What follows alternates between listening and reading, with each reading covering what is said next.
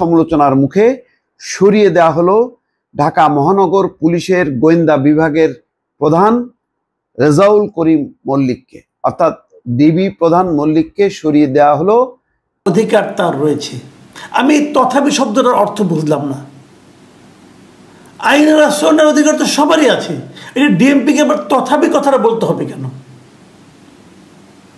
আমি বুঝলাম না ডিএমপি কি হিসাবে এই ধরনের। ডিবি প্রধান মল্লিক সাহেবকে তার জায়গা থেকে সরিয়ে দেওয়া হয়েছে। কেন সরিয়ে দেওয়া হলো? আলোচনা উঠেছিল মেঘনা আলমকে গ্রেপ্তারের পর থেকে। মেঘনা আলমকে যে প্রক্রিয়ায় গ্রেপ্তার করা হয়েছে সেই গ্রেপ্তারের প্রক্রিয়াটা নাকি সঠিক ছিল না, হাসিনা স্টাইলে হয়ে গিয়েছে। এ নিয়ে কয়েকজন বুদ্ধিজীবী আলোচনা করে, সে বুদ্ধিজীবী আলোচনা শুনবো এবং এই যে বুদ্ধিজীবীদের সমালোচনার কারণেই মেঘনা এই গ্রুপকে কেন্দ্র করে তখন এই মেঘনা আলমকে কেন্দ্র করে তখন এই মল্লিক সাহেবকে বদলি করা। মোটামুটি মল্লিক সাহেব ডিবির ভিতরে ভালোই কাজ করছিলেন। দর্শক, আমরা আলোচনা করে দেখি। মেঘনা আলমকে যেই প্রক্রিয়ায় গ্রেপ্তার করা হয়েছে তা নিয়ে তুমুল সমালোচনার মুখে সরিয়ে দেওয়া হলো ঢাকা মহানগর পুলিশের গোয়েন্দা বিভাগের প্রধান রেজাউল করিম মল্লিককে, অর্থাৎ ডিবি প্রধান মল্লিককে সরিয়ে দেওয়া হলো মেঘনা আলম আটক ইস্যুতে। আইন উপদেষ্টা আসিফ নজরুল বলেছে যে তার বিরুদ্ধে সুনির্দিষ্ট অভিযোগ আছে, কিন্তু যেই প্রক্রিয়ায় তাকে গ্রেপ্তার করা হয়েছে, দর্শক আপনারা জানেন যে রাতের বেলা দরজা ভেঙে মেঘনা আলমকে গ্রেপ্তার করা হয়েছে এবং বিশেষ ক্ষমতা আইন প্রয়োগ করা হয়েছে এবং 1 মাসের আটকাদেশ দিয়ে তাকে কারাগারে পাঠানো হয়েছে। তার বিরুদ্ধে সুনির্দিষ্ট কোনো মামলা করা হয়নি, অথচ সুনির্দিষ্ট মামলা করা যেত যেহেতু অভিযোগ আছে, কিন্তু সেটা বাদ দিয়ে সেই প্রক্রিয়া অনুসরণ না করে বিশেষ মহলকে, বিশেষ ব্যক্তিকে খুশি করার জন্য মেঘনা আলমকে যেই প্রক্রিয়ায় গ্রেপ্তার করে মানে কারাগারে পাঠানো হলো, এটা নিয়ে গত কয়েকদিন থেকে তুমুল সমালোচনা হচ্ছিল বিভিন্ন প্রক্রিয়ায় এবং বলা হচ্ছিল এটা তো সেই শেখ হাসিনার আমলে যেভাবে গ্রেপ্তারগুলো করা হতো ঠিক সেই প্রক্রিয়া অনুসরণ করা হলো। তাহলে পরিবর্তনটা কি? এই পরিবর্তনটা কি? এই ইস্যুটা যখন কি সামনে আসলো তখন আর রেজাউল করিম মল্লিক তার পদে থাকতে পারলেন না, তাকে সরিয়ে দেওয়া হলো। ডিএমপির কমিশনারের কার্যালয়ের এক আদেশে এই সিদ্ধান্তের কথা জানানো হয়েছে। রেজাউলকে ডিবি প্রধানের পদ থেকে সরিয়ে দেওয়ার আদেশে সই করেছেন ডিএমপির কমিশনার শেখ মোহাম্মদ সাজ্জাদ আলী। আদেশে বলা হয়, ডিএমপির অতিরিক্ত কমিশনার রেজাউল করিম মল্লিককে ডিএমপির সদর দপ্তরে সংযুক্ত করা হয়েছে। পরবর্তী নির্দেশ না দেওয়া পর্যন্ত প্রশাসনিক স্বার্থে তাকে তার নামের পাশে উল্লেখিত স্থানে পদায়ন করা হলো। এই আদেশ অবিলম্বে কার্যকর হবে বলে আদেশে উল্লেখ করা হয়। গত 1 সেপ্টেম্বর তৎকালীন ডিএমপি কমিশনার মোহাম্মদ মইনুল হাসান স্বাক্ষরিত এক অফিস আদেশে রেজাউল করিম মল্লিককে ডিবি প্রধানের দায়িত্ব দেওয়া হয়। 17তম বিসিএস ব্যাচের কর্মকর্তা রেজাউল করিম মল্লিক 1998 সালে বাংলাদেশ পুলিশে যোগ দেন। যাই হোক, এর আগে গত বুধবার রাতে মডেল মেঘনা আলমকে রাজধানীর বসুন্ধরা বাসা থেকে আটক করে হেফাজতে নেয় ডিএমপির ডিবি। গত বৃহস্পতিবার রাত 10টার দিকে ঢাকার চিফ মেট্রোপলিটন ম্যাজিস্ট্রেট আদালতের মাধ্যমে তাকে কারাগারে পাঠায় পুলিশ। বিশেষ ক্ষমতা আইনে তাকে 30 দিনের আটকাদেশ দেওয়া হয়। সুনির্দিষ্ট কারণ না জানিয়ে মেঘনা আলমের আটকের ঘটনা নিয়ে নানা আলোচনা সমালোচনার জন্ম দেয় এবং অনেকে বিবৃতিও দিয়েছে এই ধরনের আটকের বিরুদ্ধে। অপরাধে জড়ালে মামলা দিয়ে গ্রেপ্তার না করে তাকে কেন বিশেষ ক্ষমতা আইনের বিতর্কিত প্রিভেন্টিভ ডিটেনশন বা প্রতিরোধমূলক আটক করা হলো তা নিয়ে প্রশ্ন ওঠে। এমন প্রেক্ষাপটে শনিবার ডিএমপির ডিবি প্রধানের পদ থেকে রেজাউলকে সরিয়ে দেওয়া হলো। এদিকে মেঘনা আলমকে যে প্রক্রিয়া আটক করা হয়েছে তার সঠিক হয়নি বলে রোববার এক সংবাদ সম্মেলনে আইন উপদেষ্টা জানিয়েছেন। আইন উপদেষ্টা বলছেন যে মেঘনা আলমকে গ্রেপ্তারের বিষয়ে কিছু সুনির্দিষ্ট অভিযোগ আছে, স্বরাষ্ট্র মন্ত্রণালয় এই বিষয়ে কাজও করছে। রোববার সমসাময়িক ইস্যুতে এক সংবাদ সম্মেলনে এসব কথা বলেন আইন উপদেষ্টা। এই সময় মেঘনা আলমকে যে প্রক্রিয়ায় গ্রেপ্তার করা হয়েছে সেটি সঠিক হয়নি বলে অভিমত দেন আইন উপদেষ্টা। তিনি বলেন, বাংলাদেশ ব্যাংক থেকে $88 মিলিয়ন চুরি হয়েছে, সেজন্য একটা রিভিউ কমিটি করা হয়েছে। যাক, এটা অন্য বিষয়, কিন্তু মেঘনা আলমের গ্রেপ্তারের প্রক্রিয়াটি সঠিক নয়। এটার ব্যাপারে নাগরিক সমাজও কিন্তু বক্তব্য দিয়েছে, আইন উপদেষ্টা এটি সমর্থন করেছে এবং এটা অত্যন্ত একেবারেই মেইলি ঘটনা। সৌদি আরবের যে বিদায়ী রাষ্ট্রদূত তার সাথে এই মেঘনা আলমের সম্পর্কের একটি জটিলতা, সেই জটিলতার পরিস্থিতি এমন দাঁড়ায় যে মেঘনা আলম এবং তার সঙ্গের একজনকে বলা হয় যে তারা হানি ট্র্যাপে ফেলেছিল সৌদি রাষ্ট্রদূতকে। সৌদি রাষ্ট্রদূতের এরকম অভিযোগের প্রেক্ষিতে তাকে আটক করা হয়। কিন্তু মেঘনা আলমের বাবা গতকাল বলেছেন যে উল্টা প্রতারণা করেছেন সৌদি আরবের বিদায়ী রাষ্ট্রদূত, এবং একই সঙ্গে পাল্টা অভিযোগ এনেছেন এবং তিনি তদন্ত চেয়েছেন, সঠিক বিচার চেয়েছেন।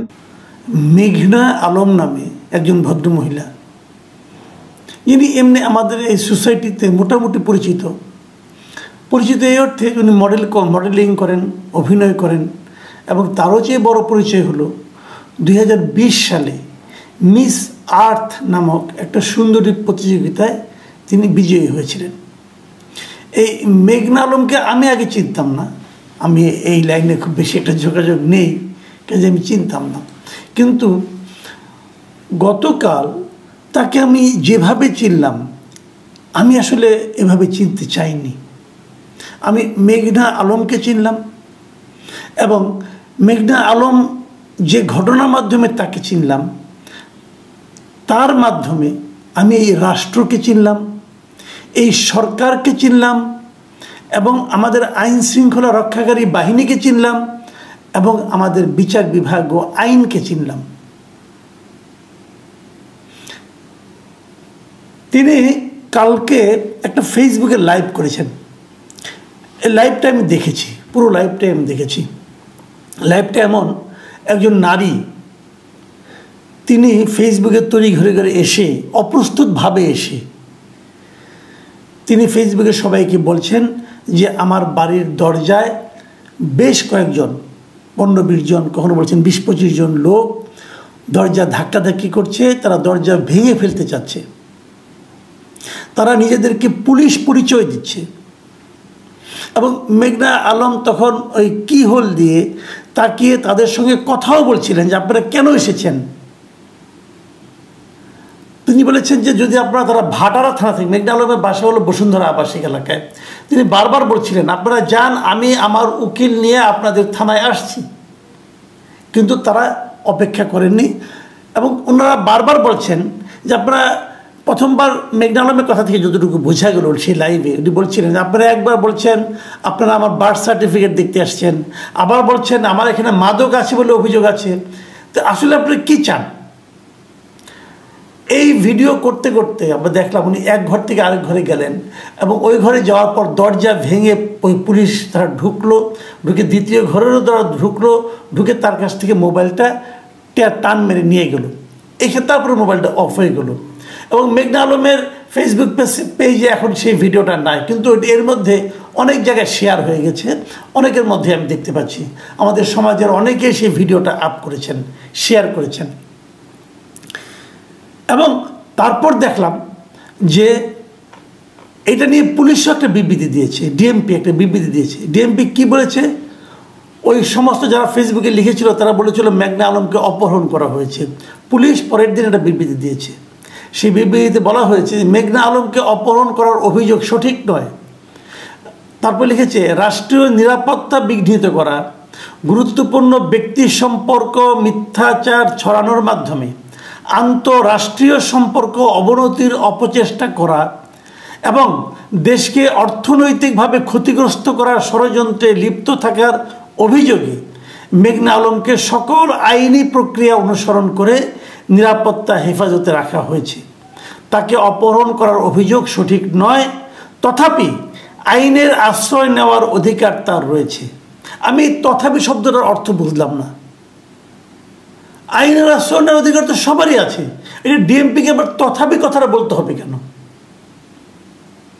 আমি বুঝলাম না ডিএমপি কি হিসাবে এই ধরনের একটা বিবৃতি দিল। তো এটুক থেকে বোঝা গেল যে তাকে পুলিশ ধরে নিয়ে এসেছে। তাহলে ওই সময় আমরা লাইভে যেটা শুনলাম, দুটো অভিযোগ শুনলাম। এক নম্বর হলো তার বার্থ সার্টিফিকেট, আর 2 নম্বর হলো তার বাসায় মাদকের। কিন্তু এখানে তো তার একটা উল্লেখ করা হয়নি। এখানে বলা হচ্ছে যে আন্তঃরাষ্ট্রীয় সম্পর্ক অবনতির চেষ্টা। এই যে আন্তঃরাষ্ট্রীয় সম্পর্কের অবনতি, এটা যখন আমি পড়লাম তখন মনে পড়লো যে মেঘনা কিন্তু তার বলার সময় একটা ব্যক্তির নাম উচ্চারণ করছিলেন, তিনি হচ্ছেন ঈসা। উনি বারবার বলছিলেন ঈসাও জানে, ঈসা পাঠিয়েছে, এবং উনি এক পর্যায়ে বলছিলেন আমার যদি কিছু হয় তাহলে আমি এর জন্য ঈসাকে, অ্যাম্বাসেডার ঈসাকে দায়ী করব। স্পষ্টভাবে বলেছেন যে আমার কিছু হলে অ্যাম্বাসেডার ঈসা এর জন্য দায়ী থাকবে। প্রশ্ন হচ্ছে কে এই ঈসা? অ্যাম্বাসেডার ঈসা বলতে যাকে বোঝানো হচ্ছে, পরে আমি বিভিন্ন ফেসবুক থেকে যেটা বুঝলাম, উনি হলেন বাংলাদেশে নিযুক্ত সৌদি আরবের রাষ্ট্রদূত। এবং আমি এটাও জানলাম যে এই বিভিন্ন সামাজিক মাধ্যম থেকে আমি জানতে পারলাম যে এই অ্যাম্বাসেডার ঈসার সঙ্গে মেঘনা আলমের একটা ঘনিষ্ঠ সম্পর্ক ছিল।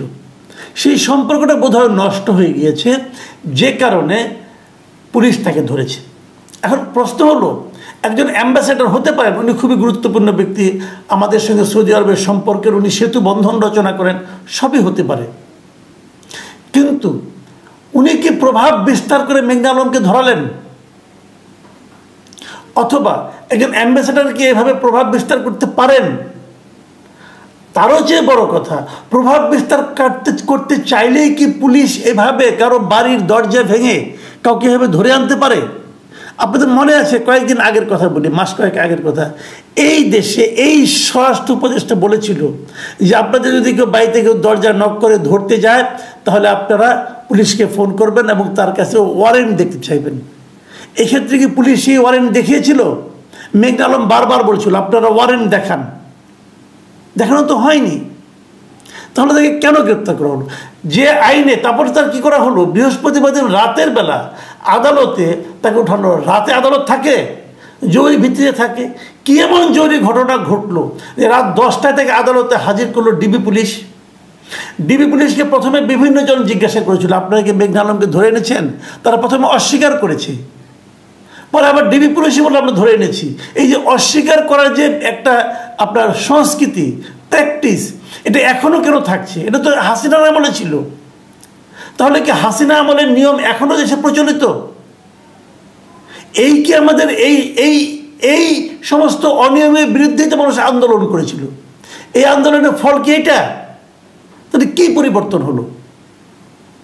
তাহলে কি পরিবর্তন হলো? দেখেন, তাকে শেষ পর্যন্ত আদালতে তোলা হলো রাত 10টায়, এবং আদালতের বিচারক ওনাকে ডিটেনশন আইনে 30 দিনের জন্য কারাগারে পাঠিয়ে দিলেন।